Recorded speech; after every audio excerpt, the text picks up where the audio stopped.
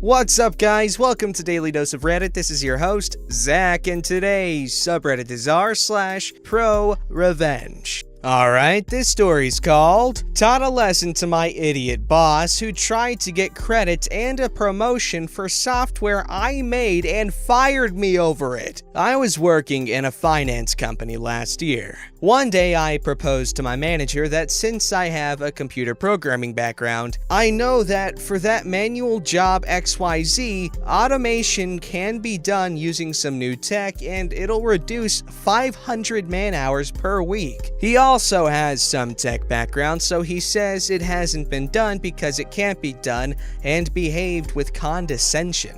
I, bullheaded and with crap to prove and a CV to build, developed it on my own, in my own time, on my home computer, then compiled it into a binary, which is a single executable file without code, and gave it to him. He got permission from the IT department to run it on his computer and was utterly sure that it won't work and he would get to laugh at me. But it did. Even though the software works, Idiot Manager took it as an insult somehow and banned me from using it, giving some insane reason that doing it manually was much more effective, which was a bummer because it was working beautifully. Fast forward a quarter or so. My manager was hard-pressed for some brownie points during appraisals, so in examples of showing initiative, he used my software, but without mentioning me. Some super senior manager took notice and gave him a promotion and a raise. Now, instead of being a sensible guy and coming clean to get code from me, he calls me in from his cabin, behaves rudely, and says that I need to submit the code for that software. I asked him why. You said we won't be using it.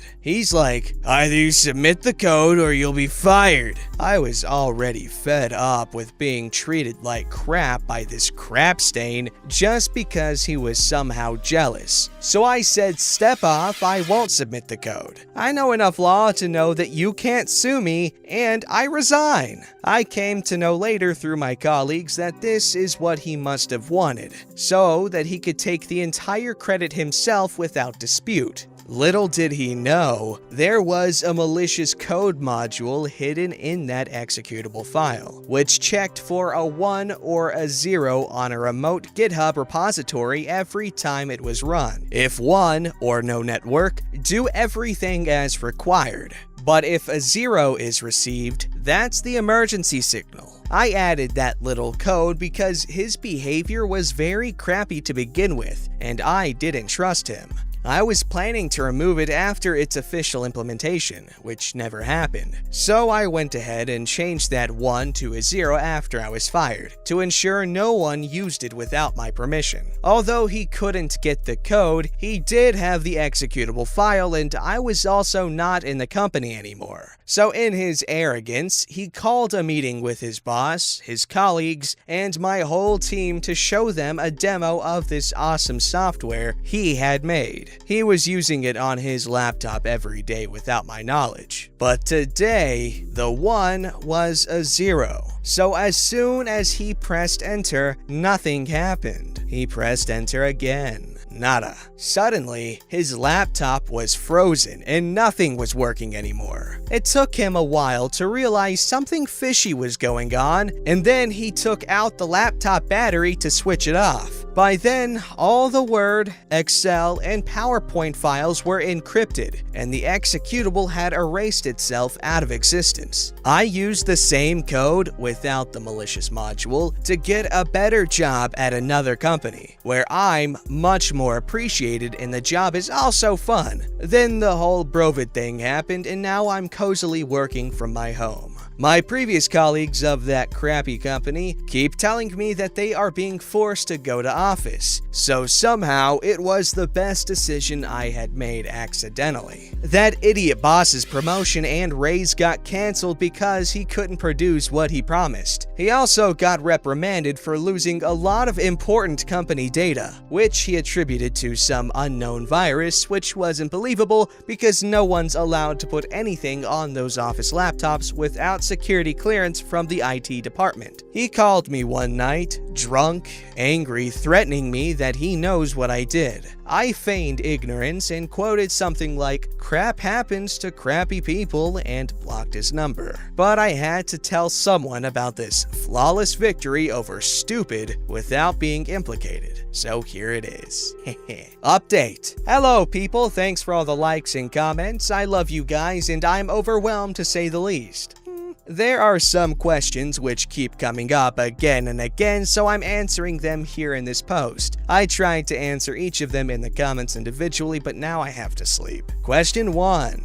Being a finance-related company, they generally have stringent security measures. How could the IT department allow the manager to load the program on his laptop? And why didn't they check its network communication or run it through an antivirus? Answer 1. This is not the kind of company a lot of people here are envisioning. Yes, they have security measures like blocked USB ports, firewalls, etc. in place, but just so that if a client visit happens, they can qualify. Most of the employees in IT departments are highly underpaid, sick of red tapeism and blame games. So if it's not a very weird request, they generally just ask for an email from the project manager and load whatever software they need, especially custom ones because they can't really verify them. Horrible practice, I know, but no one cares there. If crap happens, which is quite frequent there, everyone starts showing their email copies to everyone and it becomes a mess. Another reason is that the financial data which these guys process is historical and hence not very sensitive. Obviously they pretend to care, but even if someone stole it, it's not like some sensitive insider trading info which has very high value. Maybe that's why no one cares much. Regarding firewall restrictions, they are also quite lax. Like I mentioned in the comments, they keep blocking websites when they realize people are wasting time on them. Common time waster banned websites being Facebook,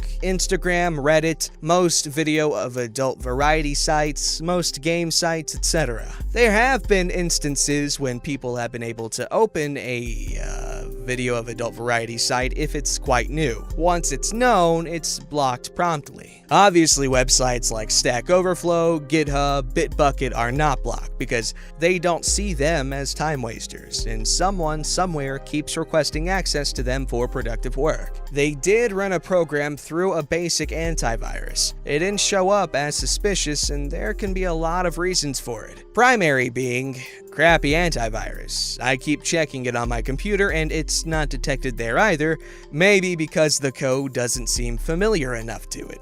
Maybe because I don't use Golang. Maybe because they just suck. I don't know, and I'm not an expert in antiviruses, but the ones I've tried in VM are Quick Heal, McAfee, whatever you want to call them, and Norton, and all three of them don't show anything. That company was using Quick Heal. Question 2. Why did you have to encrypt the files? Why couldn't you just leave it at self-destruction? It's a felony. It's a crime. Answer 2. Yes, guys, I know it's a crime, and sadly, I don't really have a fancy excuse for this. I was just plain cocky and angry. I felt I wouldn't get caught and that the guy was up my ass for a long time. I instinctively knew he would do some weird crap when I'd handed it over to him, so I wanted to teach him a lesson. If he did some crap. If he would have implemented it, I would have replaced it with a non-exploit version and no one would have known. If he would have given me a sane reason not to implement it, that also would have been fine. Even if he would have fired me, or coerced resignation, I might not have triggered it from outside because of the risks. But when he stooped so low as to claim it as his own while getting rid of me, I lost all sense of self-preservation, left the company, and just let it go kaboom. I knew that I'd only encrypt the documents he was working on, and nothing more than that. And the general protocol is to just format the affected laptop afterwards. no one really bothers there to trace the source or to notify authorities. Random malware and virus cases have happened there before. Also, due to my personal history with that guy, I kinda knew what he would do and what he wouldn't. Having said that, a lot of crap could have gone sideways, and although I was super careful at each step, it could have turned into a horrible nightmare. Anyone getting inspired by this? Do not do this, please! Question 3. How do you know what happened in that meeting? Answer 3. My ex-colleagues told me everything over drinks later. They are unaware of my involvement. Question 4. Can you get caught due to your GitHub repo? As they can trace the homing signal to that. Answer 4. It's an anonymous repo made with a fake email ID. It just consists of some garbage generic-looking HTML text with a yes-no hidden in it. I never log in or access it directly, and though unlikely, even if GitHub saw its access logs, it'd never trace back to my actual IP. Question 5. Sometimes you say you were fired and sometimes you say you resigned? Answer 5. I was asked to resign. I didn't have any choice. It's equivalent to getting fired. I just chose to resign peacefully because I had already had my eyes on another company which needed me. I did not want this black mark on my CV and did not want to keep working by telling on this guy to the seniors and creating an even more hostile work environment. The job was not worth it anyway. Question 6. How long did you take to make it? Answer 6. 3 to 4 months. Question 7. What tech stack did you use? Answer 7. Golang for coding, Linux as OS, some external libs, but mostly standard lib maybe? I don't want std lib. Provided everything I needed. Compiled into a single statically linked binary targeted for Windows 10. Question 8. Why couldn't you just sell it and get rich? Answer 8. It's not that easy. It'd have taken years of convincing, security compliance, and things I generally wasn't in a mood to get into. Getting a job in another company and then implementing it there was easier. Got a good package because of it. I'm building up on it so I can start my own consulting firm in a few years when I have some senior perspective of tech and finance. Question 9. Final aftermath of the manager? Answer 9. He was given an offer of promotion and a raise contingent on implementation of this software, which never happened, so the offer got cancelled and he had to go through a lot of embarrassment. The reprimands I talked about were mostly because some client meetings got delayed due to the missing Excel and PowerPoint files that he had to make again over the next 2 weeks. I guess he must have had some versions of backups in mail. I came to know that he was able to reproduce them again eventually. Question 10.